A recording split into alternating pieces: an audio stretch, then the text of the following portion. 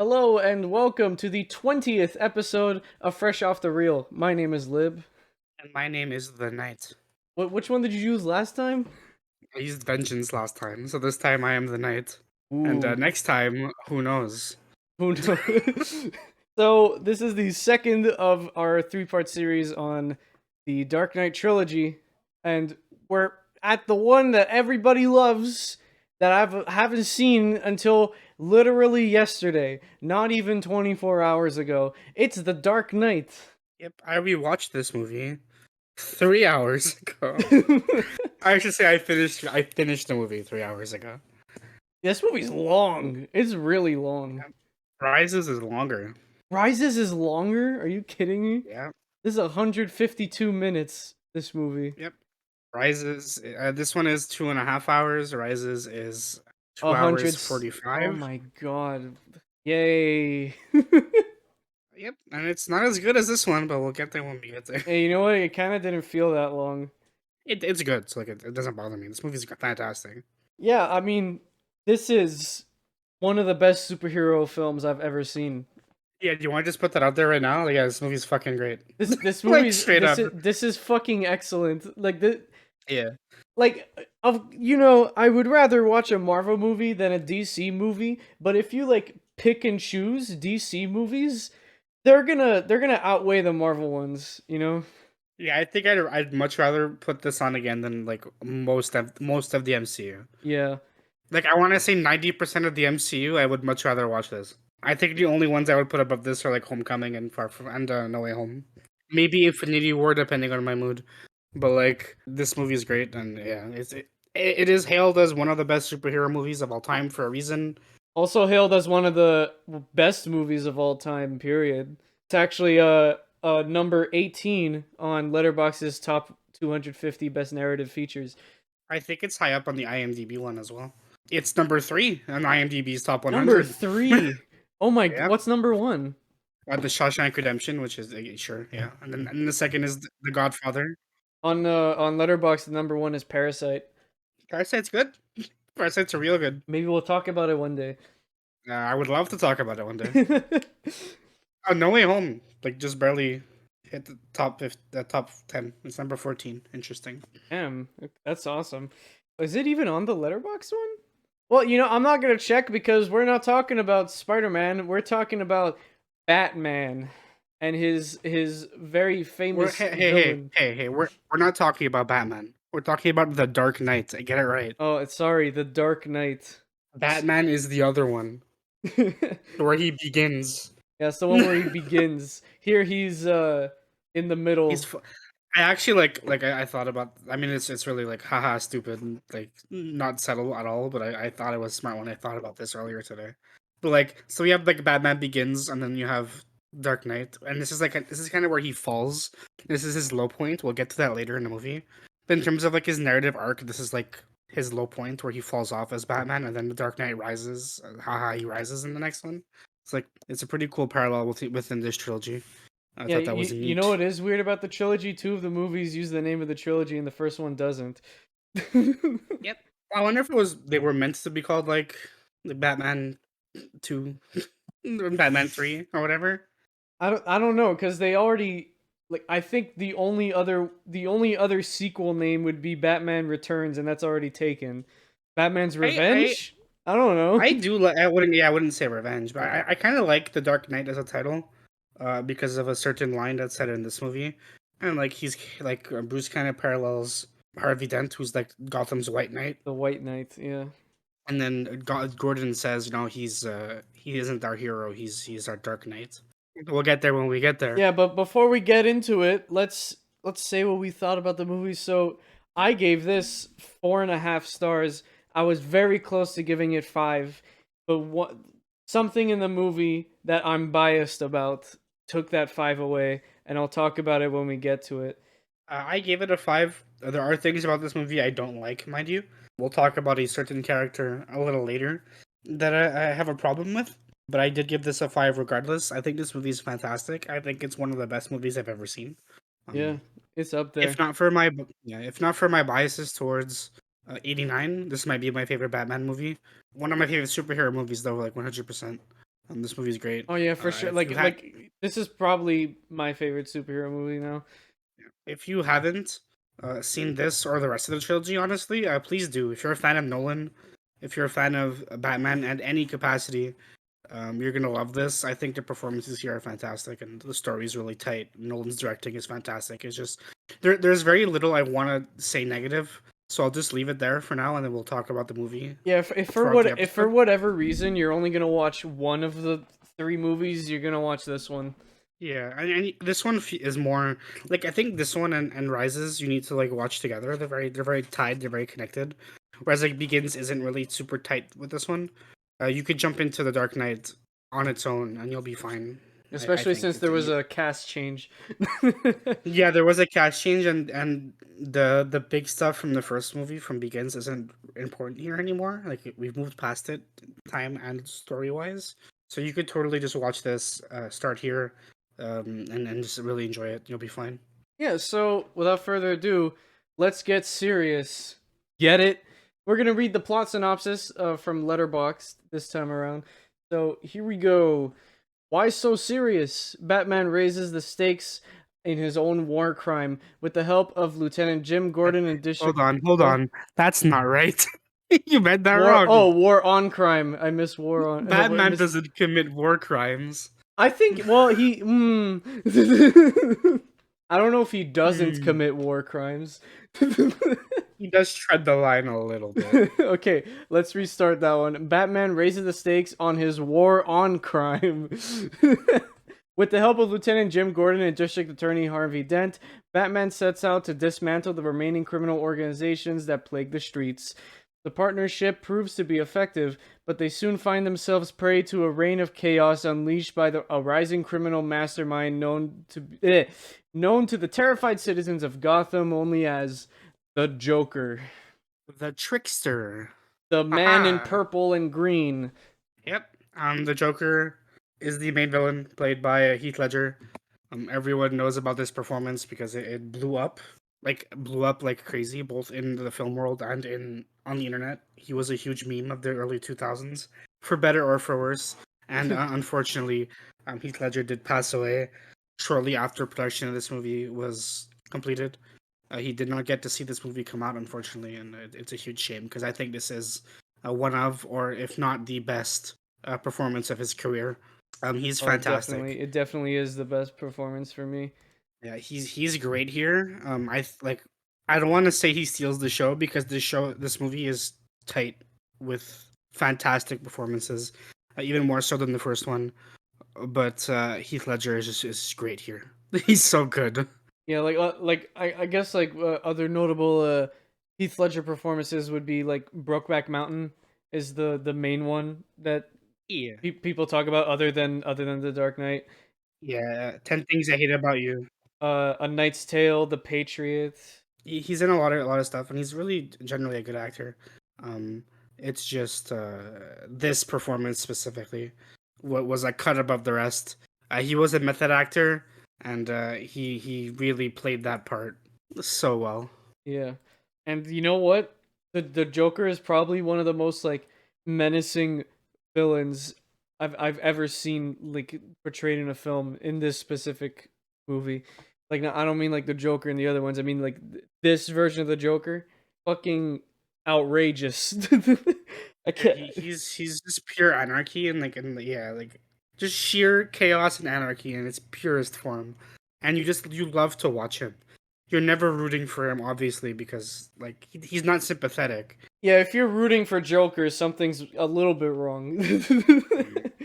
Like you're excited to watch him. You're excited to watch his back and forth, his game of 5D chess with Batman, and it's so good. It's just such a good interaction.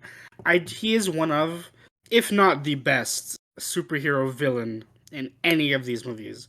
I think Thanos is up there on that list because they make him sympathetic, and like I love Joaquin Phoenix as Joker, but this performance of this character in this movie, I think is something that has never been topped in this genre. I think they've tried, but we've never seen chaos at this form work this well. Yeah, I don't think it will get topped. I don't think it will ever get topped.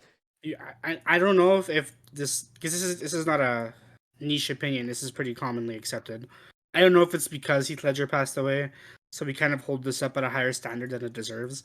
Maybe there's a bias there, but even if there isn't, or even if there is, this is just a fantastic performance. He's a great character to watch. You people should just go watch this movie, even if you're not a fan of Batman or the comics or anything. You don't like superhero movies. Watch this movie.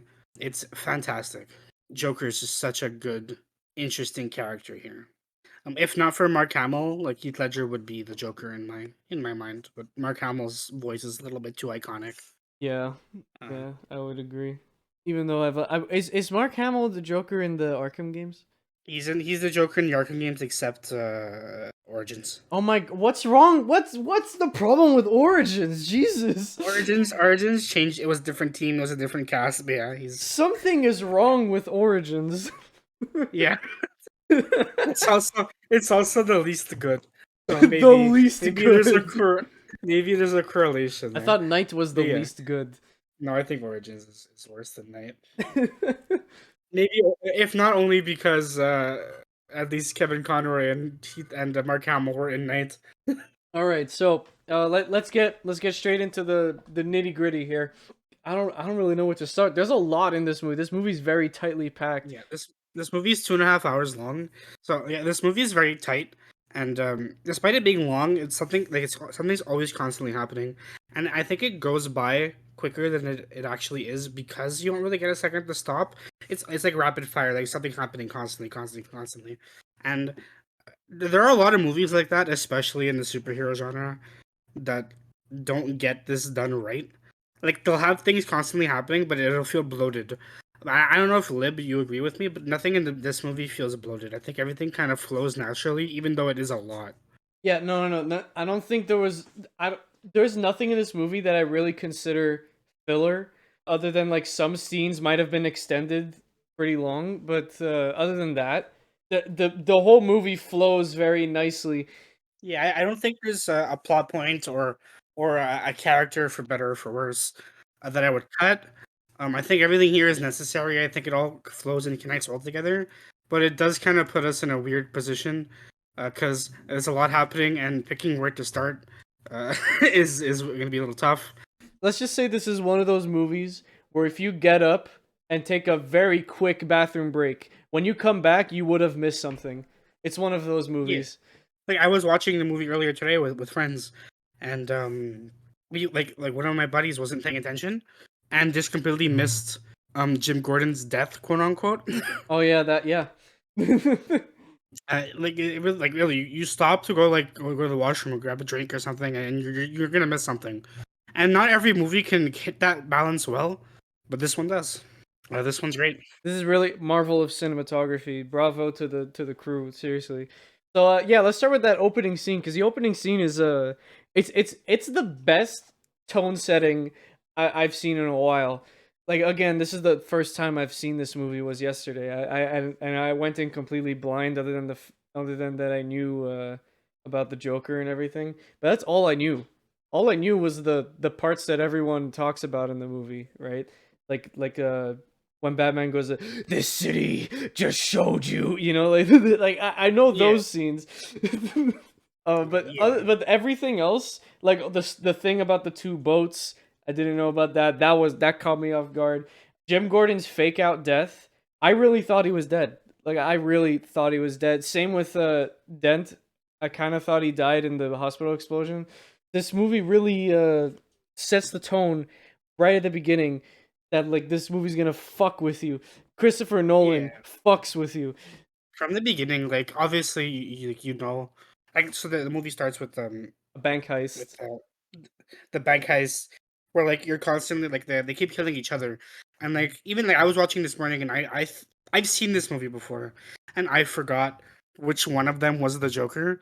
So like the movie really like flip flops on you on who's actually like the ringleader and who's the traitor and who ends up being the Joker in the end. Yeah. And then like to parallel that, or for in the next scene where we introduce the Batman, they play that kind of same fake out too, where there's like the mobsters doing like a drug trade or a weapons trade or whatever, and they keep talking with Scarecrow is there actually, who I completely forgot was in this movie, by the way. No, um, I was that the actual Scarecrow? Was that him? yeah, that was the actual Scarecrow. Or You see was him it? But unmasked in the no. scene. Oh, okay, because I wasn't sure if they actually brought back Cillian Murphy, if it was Yeah, reused footage. no, he's in that one scene. He has one line of dialogue. Wow. But yeah, like even in that scene with the Scarecrow and the I think it was fear toxin or like a weapon heist exchange, sorry. And they keep alluding to, oh, like we have to get out of here fast because the bat is coming, the bat is coming. And then like the lights go out and you're like, okay, so Batman's here. And then they fake you out again where it's the civilians in like hockey pads with guns dressed up as Batman.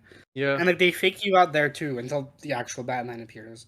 And like this movie's honestly like it's so good at baiting the audience into believing a certain thing and then like flipping it. And that's just a Nolan thing, right? Like we all know Nolan's shtick at this point.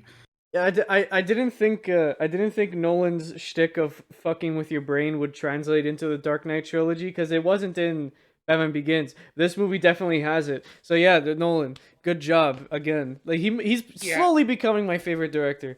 Nolan's really good. And this movie of the three is the most Nolan. Rises has a couple of things too, but I think this one has the most Nolan style to it. You know what's Nolan about Rises? It's super long. It is very long. Yeah, it's a great introduction to both the Joker. We get to see the chaos and his schemes, and then we get our reintroduction to Batman. I think one of the best fake outs that this movie does a bunch of times is the first time we see the Joker. He's like holding the heist mask, and we see him from behind. They do that with multiple characters in this movie.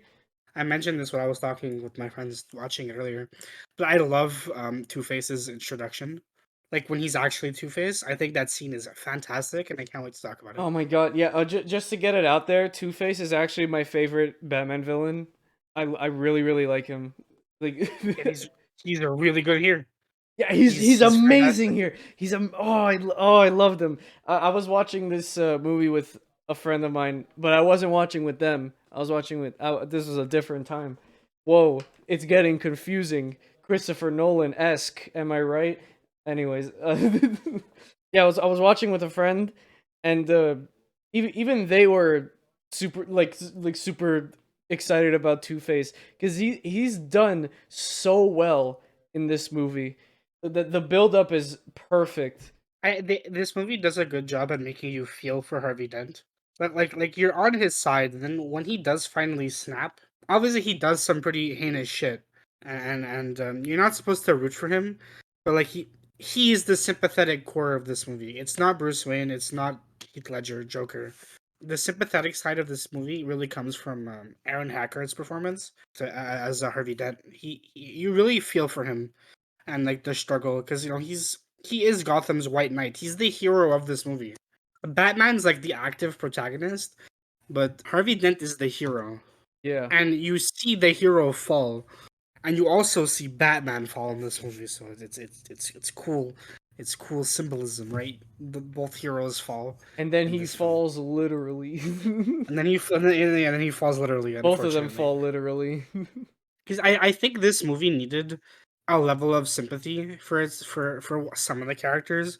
Because if it was just like chaos versus chaos, because Batman's chaos and Joker's chaos is conflicting and their ideologies clashing, I don't think it would have worked as well.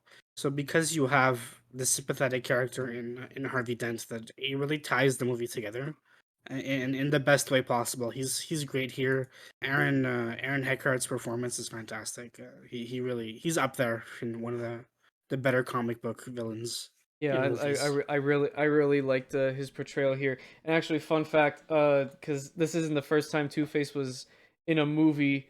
Question mark. We don't talk about that other time. Because I just like because it's just really funny because I forgot the name of the actor, but he was supposed to play Two Face right in that movie. He was just Harvey Dent, right? And but then like at the end he became Two Face, and it was like a cliffhanger, but then it never came to fruition because they never made another movie after that one, right? Well, no, but he's in Batman Forever. I mean, Yeah, but it's a he different actor, right? 'Cause in Batman Forever.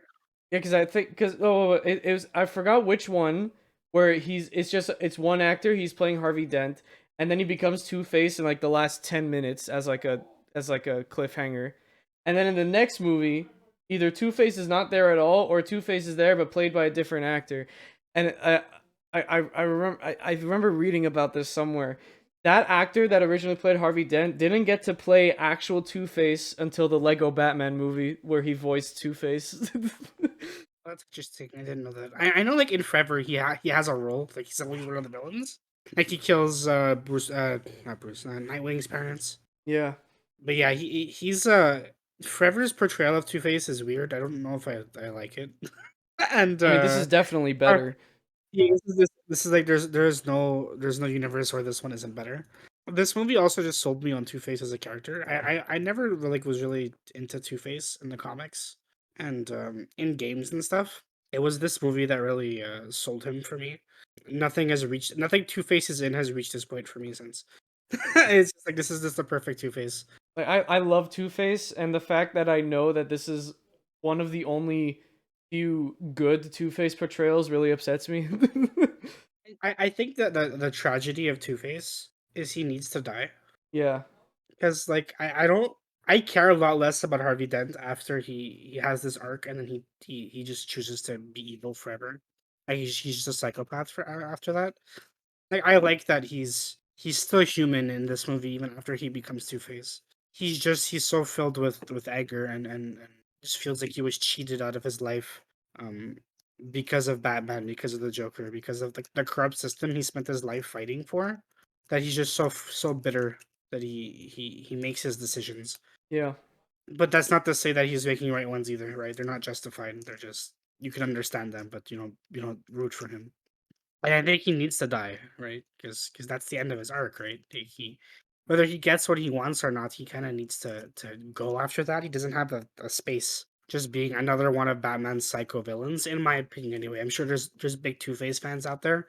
I know people love Two Face in Batman the animated series, but for me, I think for him to work to its like maximum performance, he needs to die, which he Is does here. is he dead? Yeah, is he in Rises? No, he's dead. He's referenced in Rises because like his Oh, death. that makes it even better. Oh my god, he's such a Yeah, good yeah. villain. In Rises, his the Harvey Dent's death is like the start for like a lot of the plot of that movie. But he's dead. He does not come back as Two Face or anything. That's amazing. Good, good. Yeah, Joker They didn't do also. like Scarecrow. Yeah, Scarecrow and like Roz is. I mean, Roz is established as a character. Like, I mean, not in these movies, but in the comics, as a character who never really dies. But like for the most part, these movies were meant to be very grounded interpretations of Batman. So when a character grounded, very realistic, I should say. So when a character dies, they're dead. Like, Good, good. and that goes for our other purple suit wearing friend.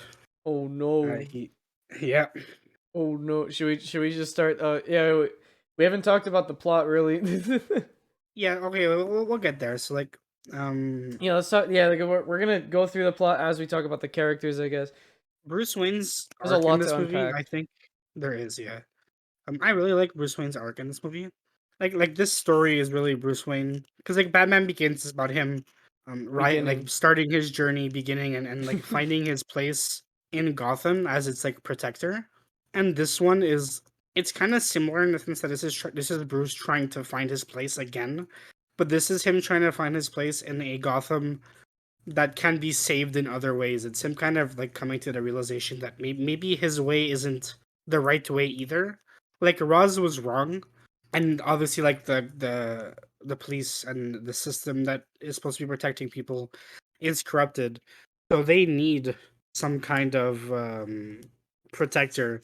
But I think this is Bruce's story. The Bruce's story here is him coming to the realization that maybe his way isn't right either, and maybe it's time for him to hang up the cape and let someone else do it. In this case, it's Harvey Dent. Batman does the things he does in this movie, and he does progress forward with like him wanting to make Gotham a better and safer place. But like Harvey Dent is the one who really puts those actions into action, if that makes sense, right? Yeah. Like Harvey Dent starts off as a district attorney, and he's the one like Batman fights for justice, but like Harvey Dent is the justice that's putting these criminals away.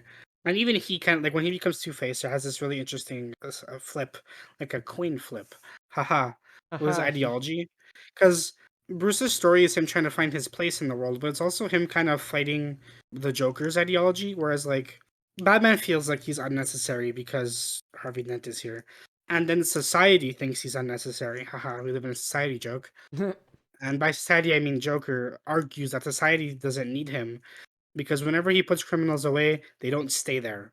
They just come out and they go kill, and it's causing more damage than good by Bruce not killing his enemies, which is a very constant thing in Batman movies. His moral compass is always a factor in these kinds of stories, for better or for worse. Whether you agree with it or not, like his no killing rule, it's a thing, and it has pros and cons. So like Joker's arguing that like him like his justice isn't working, and like Harvey Dent is fighting alongside Bruce, but doing it the legit way. Like, yeah, he thinks these criminals should be locked up and they should serve for their crimes, but he's the one actually enforcing it. Bruce is really just beating them up and giving them like ammunition to get out early because oh well, Batman beat me up, right? So like, what are you gonna do to me? I like that Bruce has to come to terms that nobody really sees him as a hero, and he has to see himself as not a hero because he isn't. Batman is not a hero. He's well. What's the word? He's a vigilante. Yeah. Yeah. Bruce wanted to be a symbol. He wanted the Batman persona to mean something. And in this movie, he's realizing that what he means, what he stands for, isn't what he wanted, and that in maybe he's not doing more good than harm. Maybe he is harming society, and maybe he should give up his crusade and make people like Harvey Dent who can do his job better and safer. Maybe he should do it instead. You know, if it was anyone other than Harvey, like if he didn't become Two Face by the end, he probably would have hung up the cape.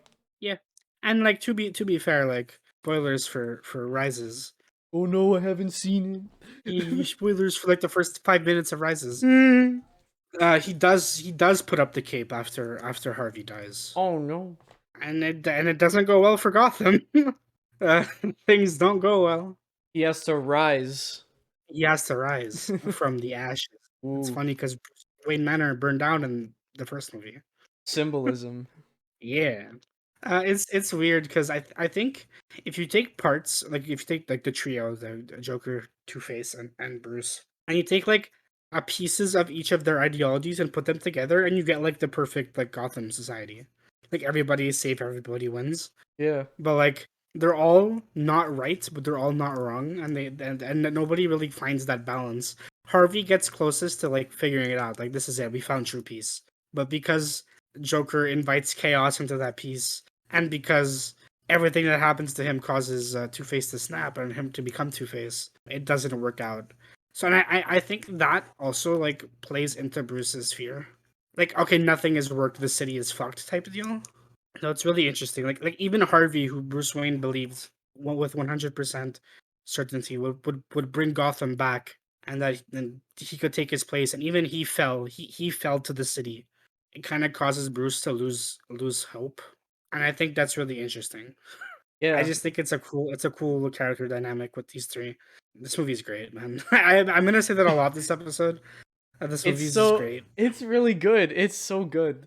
I'm so happy I finally watched it. I've been meaning to watch it for like years. Yeah. And I think Rises is a great movie that kind of deals with the consequences of everybody's decision in this movie. Like the consequences of Joker's chaos going like unchecked for as long as it did. The choice, Batman's choice in the end, Gordon's choice to lie about what happens to Dent in the end. I think Rises is a really really good follow up to this, even if it's not on the same quality. Rises just it's a good bookend for this duology kind of.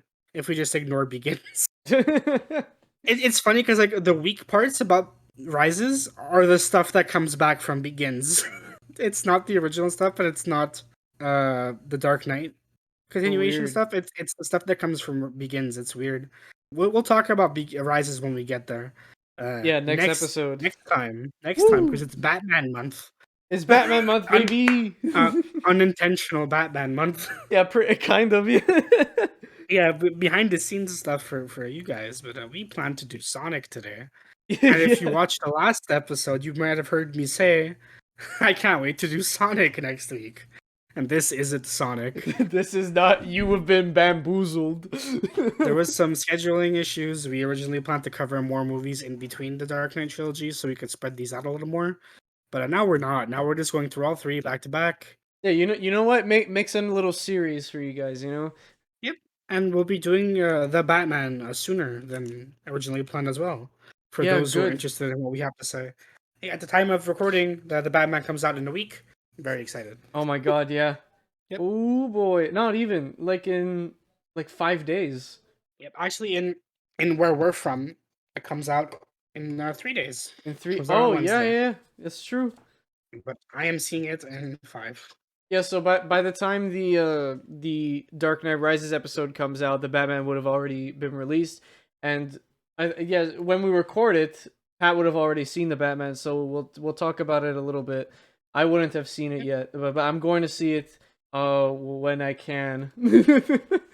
Yep. As soon as you can, you will see it. But I will see it in theaters. I will see it in Yep. theaters. We're gonna cover it basically immediately to bookend unintentional Batman month. There might be an episode in between Rises and the Batman. Yeah, I think there will be. Yeah. Maybe that's when we'll do Sonic. Maybe that's when we'll finally do Sonic. We'll do Sonic. Please, I watched Sonic and now I have nothing to show for it. I want to talk about Sonic. I'm not gonna act like I didn't want to talk about Sonic. It just things happen, guys. It lined up. Sometimes scheduling fucks up the process, but it's okay. It's okay because now we talk about the Joker. A much better movie. Yeah, A much better movie. Speaking of the Joker, let's get to him because oh boy, there's a lot to talk about with the Joker. His introduction, and also like when he introduces himself to the mobs, I think is my favorite scene in like any of these superhero movies. Like when he walks into the room with like the 3 different mafia groups, and it's like, oh, you know, like you guys have been fucking up for too long. We have to get rid of the Batman. I'll kill him for 50% of all your earnings, right? And they laugh at him, and that's when he pulls out the grenades. There's pure chaos. He's hooked up with grenades. Yeah, and of course this is the famous pencil scene that everybody knows about. Want to see a magic trick? Pencil. But what I love is after the pencil scene, when one of the mafia dudes is like, "You think you could just walk in here?" And his Joker's like one word, like, "Yeah, yeah, I can." I did. He's so like his little mannerisms, like he licks his lips a lot in the movie when he's speaking, and he really likes to like move his neck. It's really good. Heath Ledger pretty much nails it. He nails it. Like the little creepy mannerisms he has.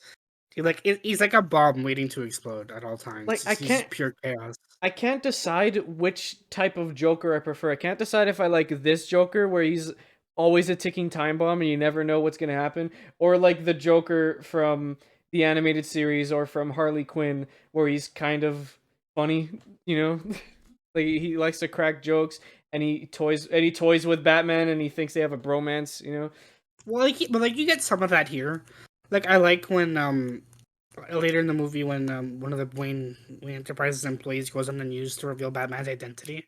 Joker tries to kill him because he doesn't want to know Batman's identity. Like for him, knowing Batman's identity like ruins the game. Like Batman has to reveal himself, or the game has to continue. There's no other scenario that will make Joker happy. Yeah, for people who live under a rock, Joker's biggest thing is that he thinks this is all a game and he's just playing with Batman. That's why he doesn't try to kill him, because if he kills Batman, then it's over. And then he wants Batman to kill him because that's going to prove a point. If Batman does it, Joker wins the game. So either way, Joker wins, because if Batman doesn't kill him, then the game gets to go on and he gets to keep having fun. Yeah, unfortunately, the security at Arkham Asylum is absolute garbage. Yeah, literally, the Arkham security is the worst. Honestly, I don't get it. How this man with a little knife gets in and out of prison all the time, every time. I just don't understand. Do we get to see Arkham in Rises? We see Arkham in Begins. There's a breakout of Arkham, so we see it briefly, but yeah, we don't get a long extended scene inside Arkham Asylum. No. It would have been cool if like Rises started kind of like how how Arkham Asylum starts when like Batman's bringing Joker in on the thing. Oh yeah, That would have yeah, been kind of cool. But anyways, yeah. The Joker here is relentless. Like he's a killing machine. He's trying to prove that Gotham is flawed, right? That's what he's trying to do. That there's a killer in every one of us, basically. yeah, and including Batman, right? He keeps pushing Bruce to his limit, but Bruce doesn't break.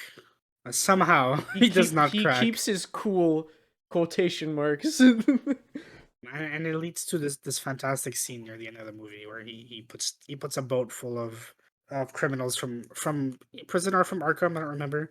They're from Arkham, yeah. No, oh yeah, they are from Arkham. Yeah, it's like a ghost full of criminals, a boat full of criminals, and then a boat full of random civilians.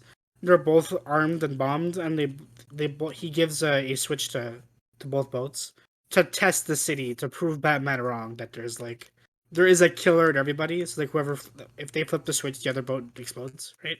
Yeah. And I love that whole scene. It's just great. And we never see the boats exploding, but I have a theory that the detonator wouldn't have exploded the other boat.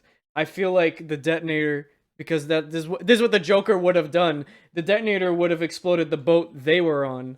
Yeah, I think that's a very Joker thing to do. Yeah. Yeah, I was talking about that with my friend. They were like, "Holy shit, you're right." That is 100% a Joker thing. Yeah. Yeah, definitely. So both boats would end up killing themselves, basically. Yep. Oh, the Joker's such a good villain. But you know what? If I'm trying to predict the Joker, I'm probably wrong. Well, you can predict the Joker too, right? Like we say that's a Joker thing to do, but he's an unpredictable. He's pure chaos. You can't predict what he's about to do. Not even Batman can predict what he's doing. Because we were talking earlier about we don't know if you prefer this kind of Joker or a more jokey kind. But like the jokes he does crack in this one are more subtle, but they're hilarious. Like when he's leaving the mob and he's like, "Well, if you guys want me to kill the Batman, call me. Here's my card," and he puts a Joker card He on the just puts a table. Joker. That's funny. Like that's just funny. Yeah. Also, when he blows up the hospital and it doesn't blow, he just turns back, starts playing with the Oh, detonator. fun fact of that was real. That was not scripted. Oh yeah, another fun fact. When he grabs Rachel's face, that was also unscripted. Yeah, but like when he blew up the hospital and he pushed the thing and it didn't explode, it was supposed to. Like on set, it didn't explode. So like his reaction where he turns around and flaps his arms like he shrugs. That's surreal. That's Heath Ledger. And then when it does explode later and he freaks out and runs, that's legit.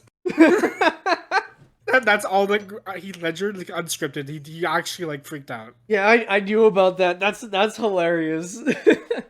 Also, they crack Michael Caine as Alfred cracks a joke about how the old Batman suit you couldn't move your neck. Yeah. Now like Lucius says it too. He's like, "Oh, you want to upgrade to your suit? I heard you want to be able to move your neck," and I think that was so funny. This movie has like little subtle jokes. They're just great. It's a great movie. It's an amazing movie.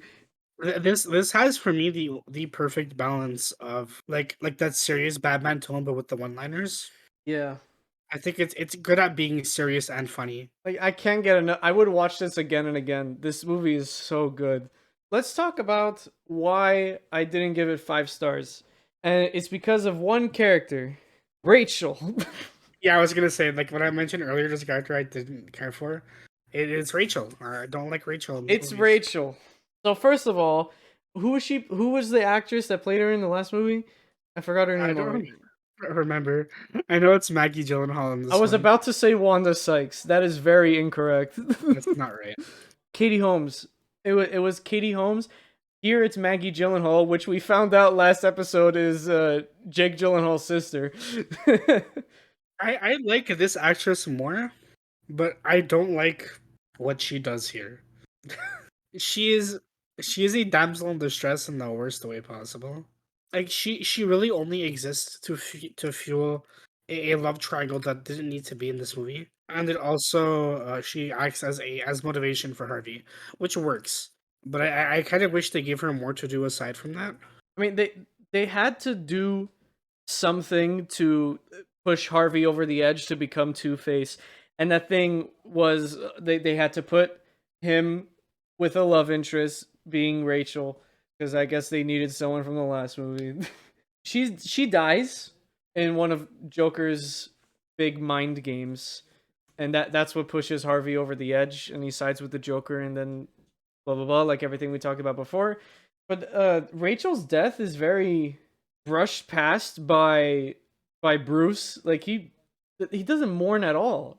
I mean, he doesn't really have time to mourn, right? He needs to suit back up and get back out there. Yeah, right. But he does. I But mean, yeah, he doesn't. He doesn't really react. Like you'd think he'd be angrier, right?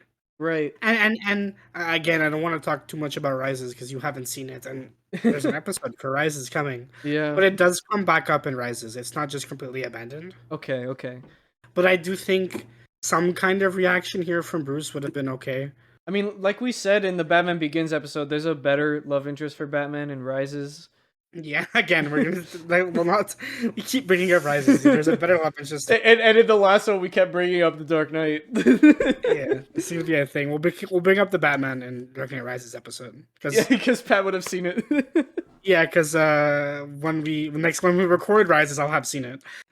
So I'll just make references to Rises. But yeah, like I think for all like the constantly moving this movie does, I think it would have been okay for us to stop for like a second and have Bruce mourn her death properly, or Alfred mourn her death properly. There was a small scene with Alfred. There's a small scene with Alfred reading the letter, yeah, and No, that was before she died, wasn't it? No, that was after she. I meant like the scene where he burns the letter. Yeah. Oh yeah. Right. Yeah. But yeah, like that again also comes up in Rises. Oh my. So, well, let's stop talking about Rises. We should just stop talking about this movie and start talking about Rises. Yeah, I think having a moment to chill and have him mourn would have been cool. Yeah. Let's start talking about the climax, because my biggest problem with Batman Begins was the final fight. I thought it was pretty like not amazing. You know, I didn't think there was a big spectacle behind it and everything. This movie has that ending I was craving. This ending is really really good. Like we mentioned with the two boats. But that's just one part of the ending, because the main thing is they found like the Joker's location, like where he's operating with the boats and everything, and he has hostages that are disguised as villains, yeah, like the clowns, and he's trying to get the SWAT to kill the hostages. Yeah, and he has like his men are the hostages. Yeah, his men are the actual hostages. Well, they're playing as the hostages, and the SWAT thinks they're the real hostages. So it's all flipped on its side. Yeah, it's a race against the clock for like Batman, because Batman knows this. He figures this out because of this stupid movie tech, like the fucking the supercomputer with like the radar sense. It's like, I think that's the biggest example of stupid movie tech in any movie I've seen. But like I'm happy they destroyed at the end of the movie, so it never comes back, because that's just busted. That's up there with Heracles from No Time to Die of stupid movie tech. Yeah, like it's stupid movie tech. Yeah, Batman knows who's legit and who's not, so like it's a race against the clock between Batman and the SWAT team he has to stop them from killing people, while also rescuing Gordon's family from Two-Face. While also trying to stop Joker. Stop the Joker, like actually stopping the Joker. So it's a really chaotic climax. It's so good. Oh, it's amazing. This movie is great. It's such a good ending, and after that, like there was real tension there, because the people on the boat started actually trying to decide if they should blow up the other one. Yeah, and you get a Nolan moment where like the criminal is like, listen, if you're too much of a coward to blow them up, give me the remote. And like when like the civilian asks for the remote to kill the criminals, you kind of get the sense like, oh, he's not going to be able to do it because, you know, he's just a random guy, like he's all talk, whatever. But when you see that big criminal, like, give me the remote, I'll do it. I've killed before, I could do it again. Like, you really believe like he's going to do it. He's going to blow them up. And he grabs the remote and he throws it out the window and he goes back and sit down, and like it's such a good scene. It's again, that's Nolan playing with your expectations. It's so good. Oh, Nolan! Oh, you're amazing. When's your next movie? He's so good. Like, oh god. Yeah. But anyway, no one gets blown up because Batman was right in the end. At least about that specific thing. Batman believed in the city, and the city delivered. Yeah. But it didn't stop the city from changing Harvey Dent into who he became. He takes Gordon's family hostage. Batman saves them. Batman saves Gordon's son. Unfortunately, it means the death of Yep, he Two-Face. was not able to save Two-Face. He wasn't able to save Harvey Dent from Two-Face. Yeah. Yeah, He that's a also, better way to put and it. along the way, he stops the Joker. So the Joker's not dead. He's just in No, Arkham. Joker's dead. Oh, he's dead? What happened to Yeah, him? Joker's dead. He falls and dies. Oh yeah, he fell. I forgot. I thought he left him hanging. No, he falls and dies. Yeah, I forgot about It's that. another scenario where like I won't kill you, but I don't have to save you type moment. Yeah. But like Joker lets himself fall and die because he realizes like he lost and the game is over. So like fuck it. Yeah, and the way Harvey dies, when he falls off the building, Batman actually he jumps off to try and save him, but he can't. He was too late, so he's dead.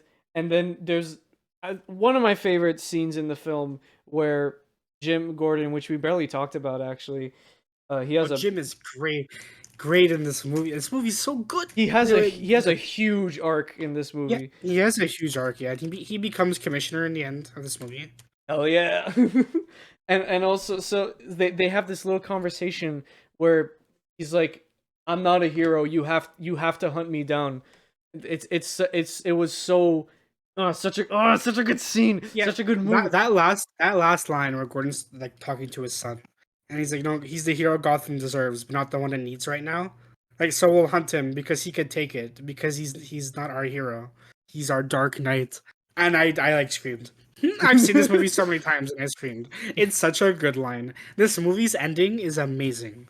It's so good. Like Gene Simmons as not Gene Simmons. Gene Simmons. Gary Oldman. Gary Why did Oldman. I go there? Why did I go with Gene? I guess I was scrolling Twitter and I saw a picture of Gene Simmons. Wow. Okay. Gary Oldman. That's a good. We're keeping that blooper in. Gary Oldman is Commissioner Gordon for me.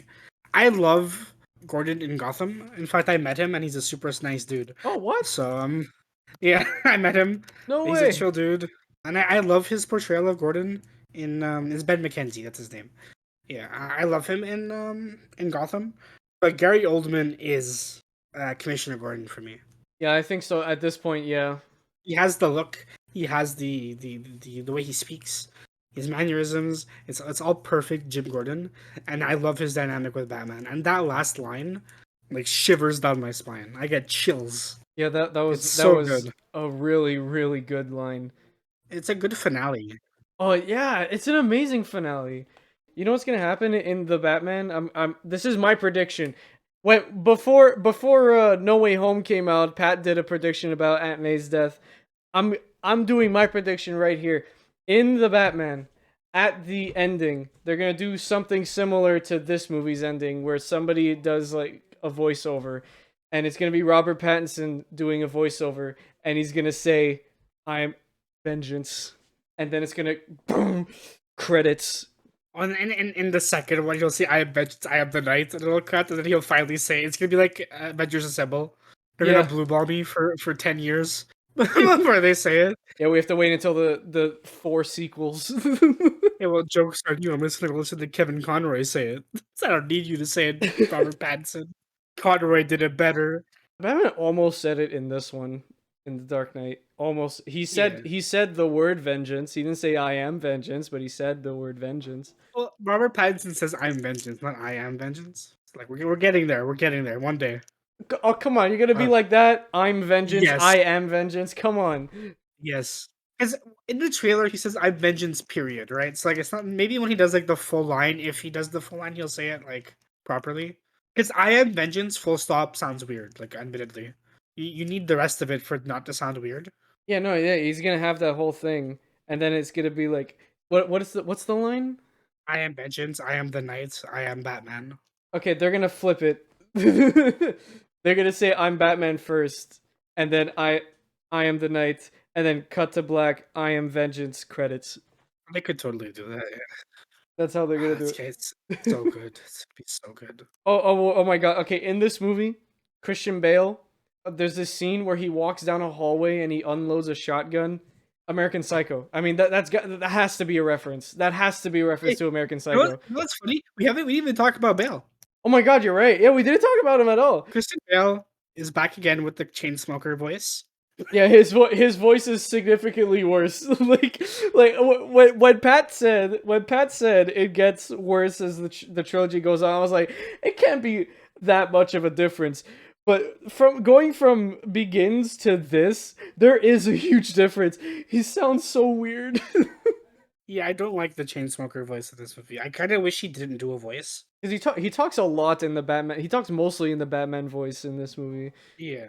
Like something I kind of appreciate, like with like Robert Pattinson's Batman voice, is like it's just it's a deeper version of his natural speaking voice. He's not putting on a voice, whereas Bale is, and I think they kind of missed the mark because it doesn't sound good, and it's only gonna get worse. Yeah. Yeah, it's not good in Rises either. But otherwise, aside from the Batman voice, I think Bale is fantastic in this movie. Yeah, I think he's really, really good. I mean, we talked about Bale in Begins. Yeah, we talked about Bale, but I think like this movie continues to have like I like a Batman who has like subtle humor. He doesn't need to crack jokes because that's not Batman. But I like when he has like subtle jokes and one-liners, like when he's going into like when Joker attacks like the mansion party, and he's going into the Batcave from his house, right? And like he sees that couple having sex in his house, and he just walks by them, and they talk to him about the panic room. He just turns to look at them, and he goes inside the Batcave. I was so funny. I was so funny. Oh my god. This movie's just great. There's like aside from Rachel, who I could live without, there's nothing bad about this movie. This movie is fantastic. We say this a lot as jokes. We say this a lot as a joke, but this is cinema. Yeah, this is cinema. You know what? One of these days we're gonna review a Scorsese film, and we're gonna be like, "All right, this Is the Dark Knight. this is cinema." I can't wait. We'll do like Goodfellas or something. Yeah, for I'm sure. done. Yeah. Yeah. Well, I mean, that's pretty much it, right? I went over a lot of the big things I wanted to talk about. I think Rises is going to be interesting. I'm not, like when we started this mini series, I thought Rises was like the one I was going to be looking forward to talking about the least. But now that like we have these two episodes, I'm actually really excited to talk about Rises. Yeah, this is Pat's trilogy. Yeah, if only I could. If not only because I could elaborate on all things I said this time. It's like, oh, this comes back in Rises. I could talk about it. It's gonna be interesting talking about Rises because then I'll have a full picture of the trilogy, and I could give my final verdict. You know, if Rises intrigues me enough, Christopher Nolan might become my new favorite director. Nolan's a fantastic director. I think for the most part, his stuff hits. Like no shame on Steven Spielberg, but oh Nolan. I just need to watch. If I watch Interstellar again, he's gonna become my favorite director. Interstellar is so good. Oh, but Inception though. Inception's great. Tenet is alright. I think Tenet is one of his weaker modern movies, but like it's still good. Oh, Dunkirk though. Dunkirk is great. Oh, my favorite thing about Dunkirk is they tried their best to use the least amount of special effects as possible. Like almost all of the stuff in that movie is practical. Like even the props, even the background props were like giant cardboard cutouts. You know, I don't know if you knew that. Yeah, I didn't know that. I didn't know Yeah, that. everything on that movie was filmed on a set. There was no green screen. I need to rewatch Dunkirk now. That's interesting. Yeah, rewatch Dunkirk. Hey, Lib, you like war movies? Maybe we could do a Lib trilogy where we just talk about Dunkirk and two other war movies that aren't related. 1917, Dunkirk, and Saving Private Ryan. Those are my favorite war movies. I'm down. Let's do it. Yeah, I think we said everything we wanted to say on this movie. I'm sure if I remember something later, I'll definitely bring it up on the Dark Knight Rises episode Yep. because I've done a lot of that in these two movies. Talking about other ones while talking about this one, so I'm sure they'll come up again. Yeah, so there it is, The Dark Knight. Oh, we also forgot to mention that, I mean, it pretty much goes without saying that, well, this movie came out in 2008. It was the highest grossing movie of that year. Like, Yeah, and that's not surprising. not surprising, yeah. But there we go. So now it's also Iron Man came out the same year. Fun fact. And this is better than that. Yep. Way better. But now it's time to move on to Hot Off the Presses. This is a segment where we talk about movie news. So let's start off. So last episode we mentioned that the Netflix Marvel shows are being removed from Netflix because the contracts expired. It has now been confirmed that all 5 of them, right? There's 5. Yeah, all 5 of them are moving to Disney Plus. I can't remember the date. March something. I believe at the moment that's only in Canada, but I'm sure it'll follow in for the other. Maybe they'll go to HBO or something. Because I know that the USA has a lot more streaming services. Like you guys have HBO Max, you have Hulu Plus, you have Paramount Plus, you have Peacock. Like we don't have that stuff. We pretty much only have Disney Plus and Netflix, and that's pretty much it. You know, well we have Amazon Prime Video, but that But that I don't think it's gonna be that. well it's definitely not going to be Amazon.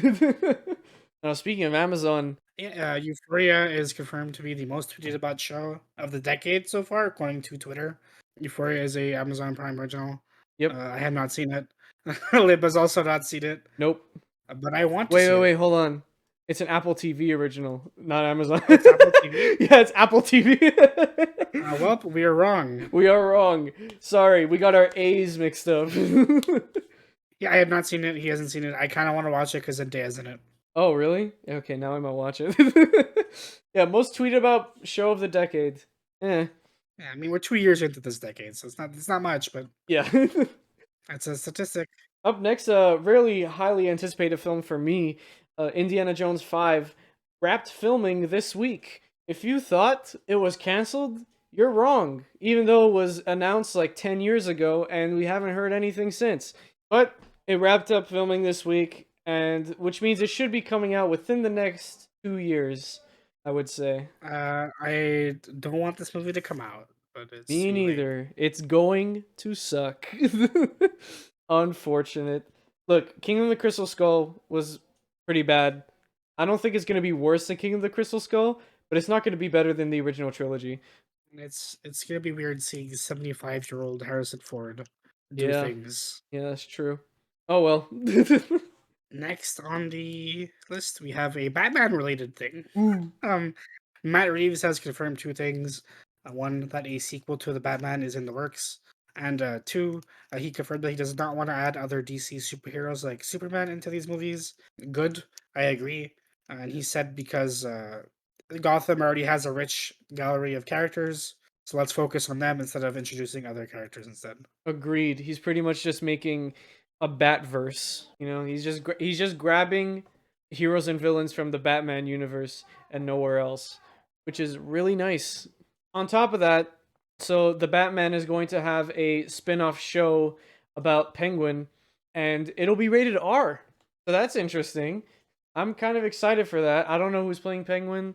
Let me pull that up. I think it's Colin Farrell, but I'll be wrong. I might be wrong. I think it is Colin Farrell. Yeah, that's right. Now, I'm just gonna ask Pat real quick. I don't know what the Penguin shtick is, other than he has like little robot penguins. He's a mob boss with a little. He's short.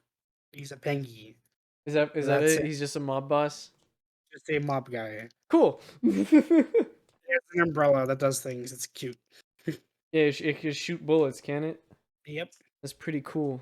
Next, we have the final trailer for Morbius is coming out tomorrow at the time of recording, February 28th. I do not care. I'm going to be completely honest. I'm not interested in Morbius. I wish I had more to say, but I don't. I think I remember last time we talked about Morbius, you were like, I'm excited to watch it. But now you're like, Now I just don't care. Maybe Spider-Man will be in the trailer tomorrow, and then suddenly I'll care. But right now I can't say I do.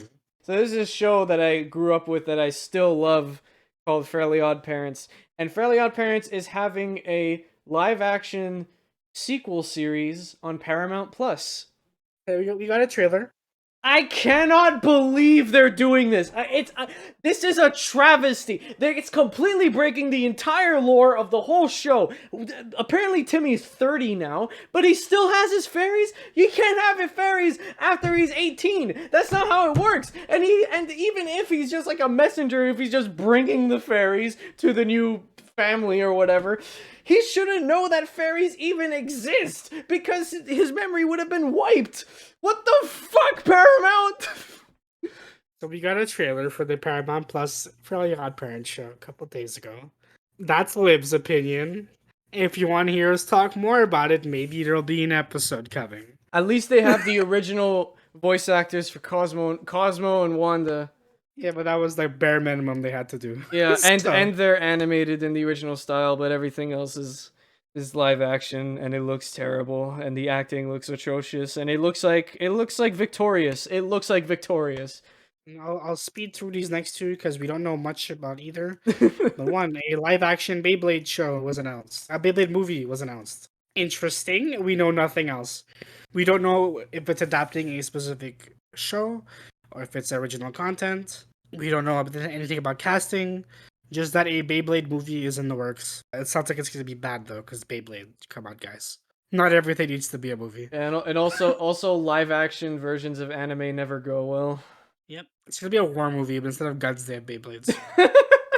Oh, then I'll watch it. Remember that episode of Beyblade where like a Beyblade was Moses and he parts the sea? I want that in live action. And if you think I'm joking, I'll look it up. Seriously?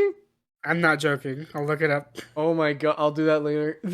Yeah, and then lastly, No Way Home's Blu-ray includes 80 minutes of bonus content between deleted scenes and director commentary and other things.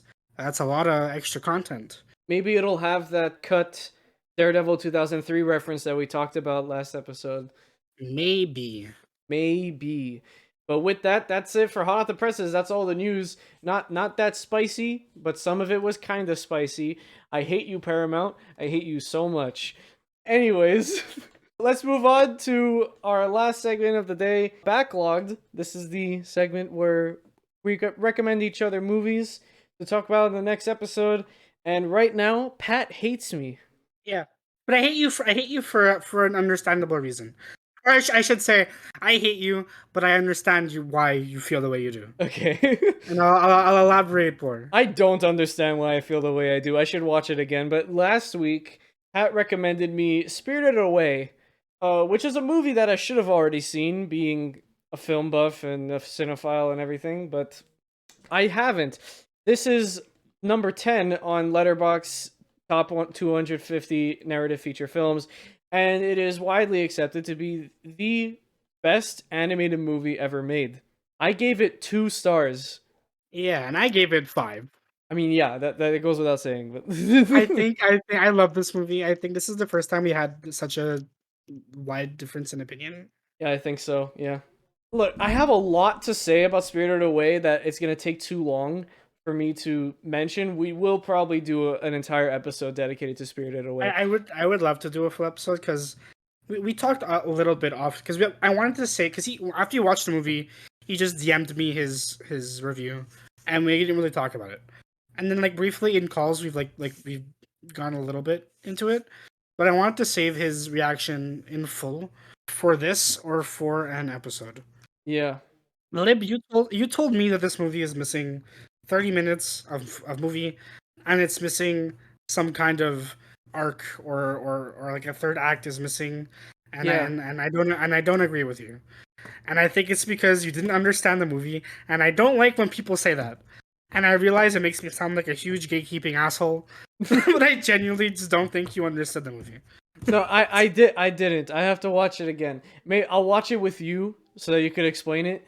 Because I think the big reason why everyone loves Spirited Away is one, it's just because the animation and the cinematography is fucking incredible. No, look, my problem is with the story, right? The animation is beautiful. The set pieces are beautiful. If I was a kid and I saw that scene with the guy with 6 arms and he's like in his boiler room and everything and he's like opening all the drawers and making water and stuff. If I saw that when I was a kid, I would have freaked. I love that stuff. Like that, like the scene in Toy Story 2 where the old man fixes Woody is like one of my favorite scenes in film. Like I love stuff where it's like big complicated things, you know? And this movie is very visually pleasing. There's always something to look at. And you could watch a scene again and again and again, and you'll find new things you didn't see before. But my main problem, I have two of them. I didn't understand the story, and the main character's annoying. Those are my two main I want to problems. ask you a question because Yes, I want to save the whole getting into it until we cover this movie. But what do you think this movie's about? gluttony. No. Okay. So like in the shortest possible way I could explain this movie without giving it too much detail because I really do want to cover this at some point. I think it'd be fun, especially because we have such difference in opinion. I'm not trying to convince you otherwise, right? If you feel this way about this movie, that is 100% your prerogative, and that goes to anybody out there. Just because a movie is insanely popular or widely regarded as great, and you don't have to love it too. Maybe you have issues with it. Maybe you just didn't understand it, or maybe you just it's not for you. Whatever that is, that's 100% your prerogative, your deal. You're allowed to feel that way. Right. And my interpretation of Spirited Away, and this is something that I think a lot of people I talk to agree with, is it's the story about this little girl, this 10-year-old girl, who is trying to learn how to become better, to like not to grow up necessarily, but like to become more courageous, to become more accepting, to become like a good person in her eyes. And the way she experiences this is through her dreams. So she goes through this dreamlike world where she interacts with different monsters, doing courageous things, helping people, doing X or Y thing. But then she'll also run into like demonic interpretations of her parents who trying to like stray her off the path of becoming good. So the story is just this little girl's adventure through her dreams to become the best version of herself, basically. Oh And my. it's weird and Japanesey as hell. But I'm not gonna pretend like it's told in a way that everybody is gonna understand amongst the Oh in my a first god. viewing. I feel like an idiot. But that's what Spirited Away is about to me. It's the story about it's Miyazaki telling the story about this child becoming the best version of herself in that moment. And the way she deals with things and the way she rationalizes how she feels is through these creatures, through these monsters, and she'll like this one creature will help an old lady cross the street and that'll teach her compassion and her parents will become demonic figures and they'll fight with her and that'll teach her that like about her dynamic with her family and how she should interpret those things. And that's what Spirited Away is about to me. And I'll stop there because I want to go into it a lot more at a later date. Yeah. But that was my interpretation of Spirited Away as a kid, and I didn't rewatch it for this moment. For this, I really wanted to, but I just unfortunately didn't have time. But I will for the next time we talk about it. But that was just my that's how I always viewed Spirited Away, and that's how everyone I've talked to about it kind of viewed the movie. That was Miyazaki's intention. He wasn't trying to tell a story with like a structure. It was him telling the story of this girl learning and experiencing life in a certain way, right? Like I like to learn certain lessons. Okay. I got the completely wrong message. I I thought the movie was about not being greedy and like being like learning to be happy with what you're given, right? Well, that's part of it, right? It's that's a lesson that's learned, but that's not the whole thing, right? Because they have this whole character whose entire thing is greed, right? Is Yeah, no and face. and yeah, and that's part of it. Like you're not off the mark by thinking that's like a core of the movie because it is a component of it. You know, if I watch this movie again, knowing that there isn't a plot, I would probably Yeah, see it differently. there isn't a plot. It's just it's a story. It's a personal story about a character growing. Okay, I think the reason why I didn't like it was because I was trying to find the plot. Maybe that's why, and that's fine. And maybe because of that, it doesn't work for you because it doesn't have a plot. Really, it doesn't. But yeah, that's how I interpret it for the way. Unfortunately, nothing is going to fix the annoying voice acting from the little girl.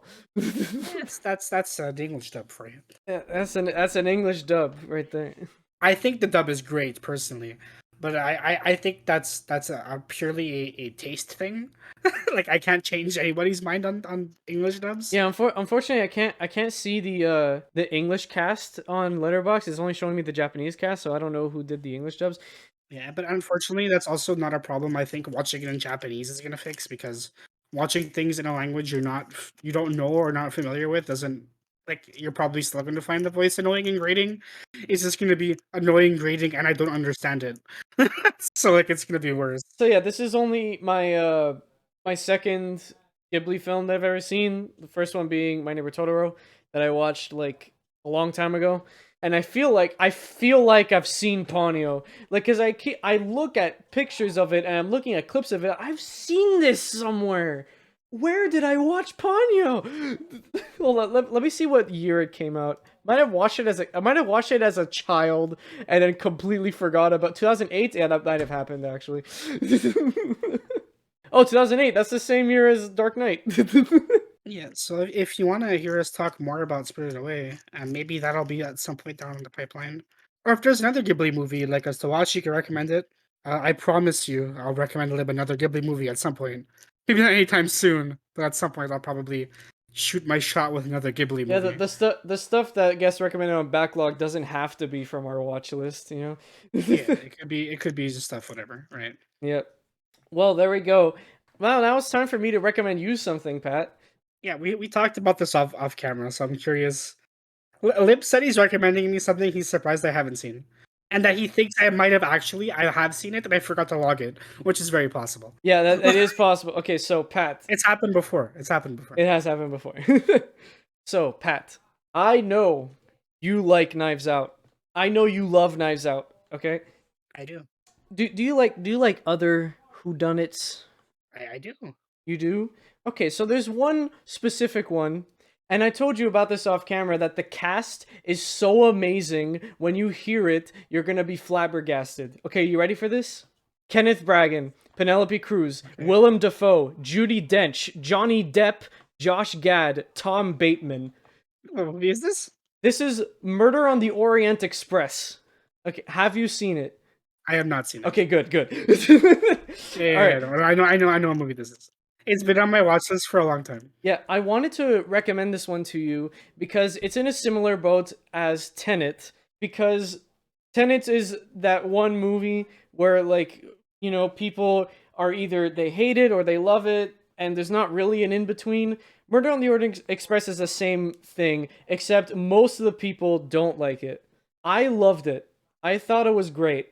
And Steph has also seen this movie. He also thinks it's really good. But there's a lot of people, some of my friends, don't like this movie, and I want to see what you think, because it is based off a Agatha Christie novel of the same name. Yeah, it's a really great movie, and also there's a sequel coming out called Death on the Nile, that's coming really soon. It's the direct sequel to this, and I want to watch that in theaters with you. So come on, let's watch Murder on the Orient Express. I will watch it and I will give my thoughts next time. There you go. Yeah, Death on the Nile, if for people wondering, is coming out. I think it's already out. Oh, it's not. Is it already out? Yeah, isn't, like, what's her name? Wonder Woman? Name's escaping me right now. Gal Gadot. Gal Gadot in it, yeah. Yeah, she's in it. Oh my God, it is out. It came out. It came out 10 days ago. Yep. Oh shit! Hold on, wait. Yeah, it did. It came out 10 days ago. What the fuck? And I haven't seen it yet. Shit. Well, Death on the Nile's a thing. Go watch it. Maybe we'll talk about that too.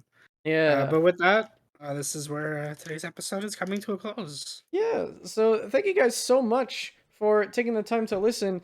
If you like this episode, you should check out our other ones, which you could find on our link tree. That's linktr.ee/fresh_off_the_real. And on that link tree, you'll also find a form where you can fill out to recommend us a movie or TV show. We'll take your recommendation, we'll watch it, and then we might use it for an episode of the podcast. We love seeing your recommendations, so keep them coming. Also on our link tree, you'll find the links to all our socials, and of course, mine and Pat's Letterboxd accounts, so you can possibly get some podcast spoilers. Yep. And that's pretty much it. We will see all of you in a theater near you. I mean, we already said it, but next week, Dark Knight Rises. We'll see all of you in a theater near you. Bye-bye. Goodbye.